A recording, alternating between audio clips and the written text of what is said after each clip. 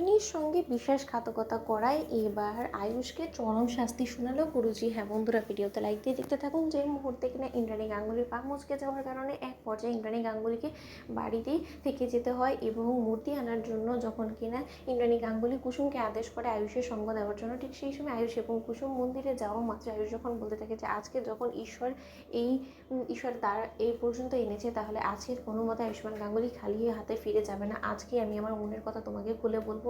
কুসুম ঠিক সেই সময় মন্দিরে ঢোকা মাত্র ঈশ্বরকে সাক্ষী রেখে আয়ুষ যখন কিনা কুসুমের কাছে হাঁটু গেড়ে বসে যায় এবং বলতে থাকে যে কুসুম, হয়তো বা আর কোনোদিন আমি এরকম সুবর্ণ সুযোগ পাবো না, যে সুযোগটা কিনা আজকে আমি পেয়েছি, এবং এই সুযোগটা তুমি আমার কাছ থেকে কোনোভাবেই কেড়ে নিতে পারবে না, কারণ সেই অধিকারটুকু তোমার নেই। কুসুম, আমি আমার মনের কথা তোমাকে খুলে বলতে চাই। অনেক দিন হয়েছে আমি তোমাকে হাজার বার করে আমার মনের কথাটাও খুলে বলতে চেয়েও আমি বলতে পারিনি, তার কারণ আমার মনের মধ্যে একটা আশ্চর্য রকমের ভয় কাজ করছিল। ঠিক সেই সময় কুসুম বলতে থাকে যে সেই ভয়টা যার কিছুই না, অর্থের, সেটা আমি নিজেও খুব ভালো করে জানেন, এবং আমরা একে অপরের জন্য সম্পূর্ণরূপে বেমানান, সেই বাস্তবতাটা আপনাকে যত তাড়াতাড়ি সম্ভব মেনে নিতে হবে ছোটো সাহেব। এবং তার পাশাপাশি আপনি কেনই বা আমার পেছনে এরকম করে পড়ে রয়েছেন, আমি সেটাই বুঝতে পারছি না। আপনি একবার কি বললে বুঝেন না যে আমি কোনো মতে আপনাকে ভালোবাসি না, এবং আপনার সঙ্গে আমি একদমই বেমানান, এবং কোনো মতে আমাদের এই ভেদাভেদ আপনি কোনোদিনও মেটাতে পারবেন না। ঠিক সেই সময় আয়ুষ কুসুমের হাত চেপে ধরে বলতে থাকে যে মেটাতে পারবো কি পারবো না সেটা তো জানি না, কিন্তু আমার দীর্ঘ বিশ্বাসে আমার ভালোবাসার সমস্ত ঘৃণা, সমস্ত ভেদাভেদ আমি মুছে দিতে পারবো। এবং তার জন্য আমি তোমাকে বলতে চাই যে আমি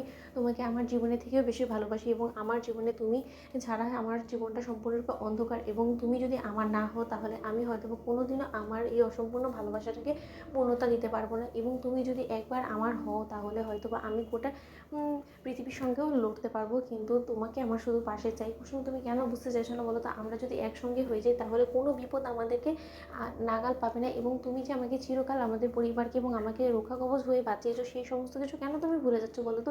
হ্যাঁ, হয়তো বা মা কোনো মতে প্রথমে আমাদের এই সম্পর্কটাকে মেনে নেবে না, কিন্তু তার পরবর্তীতে মা আস্তে আস্তে ঠিকই মেনে নেবে, কারণ আমি মাকে বোঝাবো। তুমি কেন চাইছো না যে আমাদের এই সম্পর্কটা পূর্ণতা পাক বলো তো? তুমি আমার কাছ থেকে যতই লুকোও না কেন, আমি খুব ভালো করে জানি যে তুমি আমাকে কতটা ভালোবাসো। অন্যদিকে যখন কিনা এর এই প্রস্তাবে এক পর্যায়ে কুসুম গলে যায়, এবং কুসুম যখন বলতে থাকে যে ঠিক আছে ছোট সাহেব, আপনি যখন সমস্ত দায়ভার নিচ্ছেন আমি আপনার প্রপোজাল অ্যাকসেপ্ট করলাম, কিন্তু তাই বলে আপনি আপনার মায়ের বিরুদ্ধে যাবেন সেটা আমি কোনোদিনও চাই না। ঠিক সেই সময় এক পর্যায়ে গুরুজি সেখানে এসে সমস্ত সত্যটা শুনে ফেলা মাত্র বলতে থাকে যে থামো এবার, তোমাদের এই পাপ কাজ করা বন্ধ করো, নাটক বন্ধ করো, আমি আর সহ্য করতে পারছি না। আয়ুষ, তোমার সাহস তো কম না, তুমি এখানে মাকে বলে এসেছো যে তুমি আমার কাছ থেকে মূর্তিটা নিয়ে যাবে, আর সেখানে কিনা তুমি এসে এরকম প্রেম কুকীর্তি করতে লেগে বেরোছো, তাও আবার বাড়ির কাজের মেয়ের সঙ্গে। তোমার লজ্জা করছে না? তুমি তোমার মায়ের সঙ্গে বিশ্বাসঘাতকতা করছো, এবং ইন্দ্রাণীকেই যে ঠকাবে তাকে আমি কোনোদিনও ক্ষমা করতে পারবো না। আয়ুষ, সেটা তুমি মাথায় রেখো তো বন্ধুরা। একদম শেয়ার করে সাবস্ক্রাইব করতে ভুলো না।